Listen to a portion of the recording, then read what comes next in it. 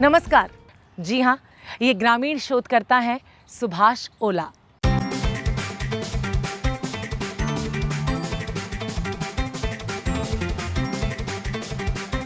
दूध और दूध से बने प्रोडक्ट हम सभी बचपन से खाते आए हैं। मावा भी दूध से बना एक ऐसा ही प्रोडक्ट है। इसके लिए काफी सारे ईंधन की आवश्यकता पड़ती है।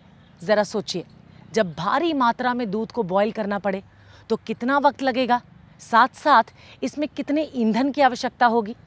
इस दौरान निकलने वाली हीट को दोबारा उपयोग में लाकर ऊर्जा की बचत की जा सकती है, ऐसा मानना है हमारे शोधकर्ता सुभाष ओला का। एक बॉयलर सिस्टम होता है, वो स्टीम बॉयलर, जिसे हम हॉट वाटर जनरेटर कह सकते हैं। हॉट वाटर जनरेटर या स्टीम बॉयलर कंपनियों ने इंडस्ट्रीज़ के लिए, उद्योग के लिए तो बनाए, लेकिन कुछ किसानों के लिए, उनके लिए कुछ खास नहीं कर पाए।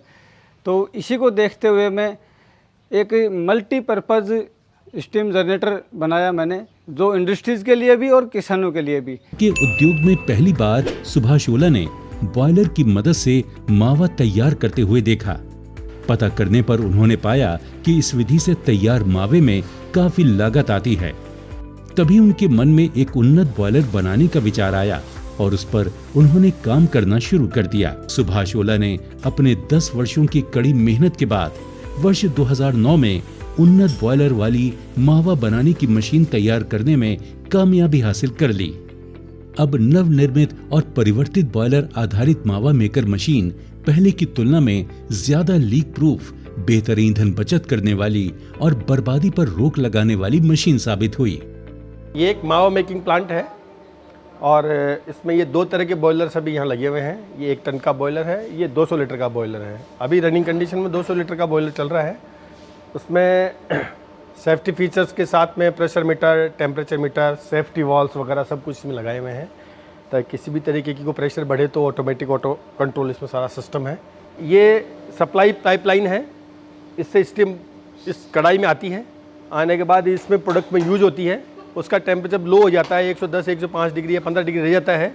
तो उसके बाद वो नीचे रिसाइकिल पाइप है, वापस वो कंडेंस वाटर बाहर आता है क्लोज सर्किट से और पाइप के द्वारा वापस वो स्टीम बॉयलर में आपको जाके फीड हो जाता है, जिससे एनर्जी और वाटर दोनों की सेविंग होती है। जब सुभाष ओला 8वीं कक्षा में थे, तभी उनके मन में फिजिक्स की एक थ्योरी को लेकर बार बार सवाल उठते थे। आखिर वो सवाल क्या था जिसने सुभाष ओला को एक बड़े शोध के लिए प्रेरित किया? मैंने देखा कि केल्विन प्लांक का कथन आया मेरे सामने।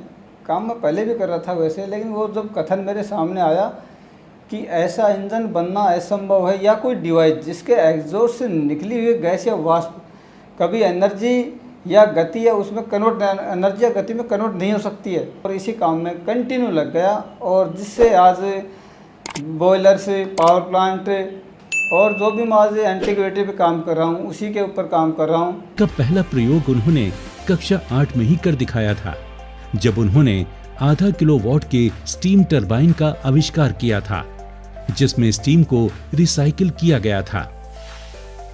ये स्टीम इंजन है जो आज किसानों के लिए, जो गन्ना क्रेशर करने के लिए, गन्ने का जूस निकालने के लिए इसको डिजाइन किया गया है। और ये 80% फ्यूल कम लेगा, क्योंकि पहले चल रहे थे जो इंजन, उसमें स्टीम वेस्ट होता था। जैसे मैं आपको बताना चाहूँगा कि जो एग्जॉस्ट से पहले जो स्टीम वेस्ट था, मैंने उसको रिसाइकलिंग करके और बॉयलर में पहुँचाया। या फिर कोई गुड़ बनाने का प्लांट है तो मैंने उसको कढ़ाई में पहुँचा दिया और उससे गुड़ बन गया। तो जो पहले वेस्ट क्या था वो मैं दिखा रहा हूँ।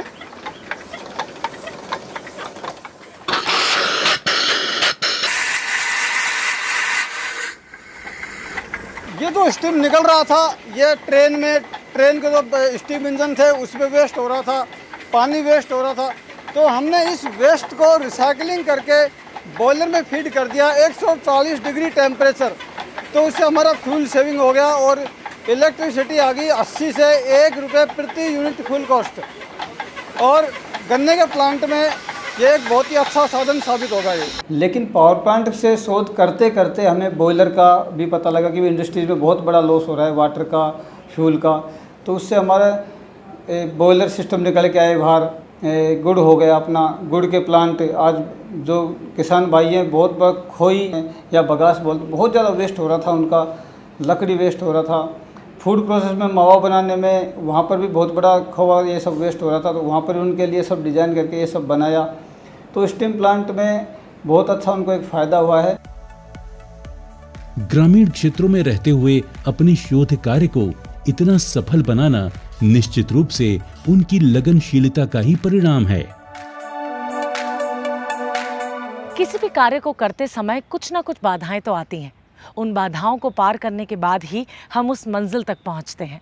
हमारे आज के शोधकर्ता सुभाष ओला ने भी अनेक बाधाओं को पार किया और आज हम सब के लिए एक प्रेरणा स्रोत बने।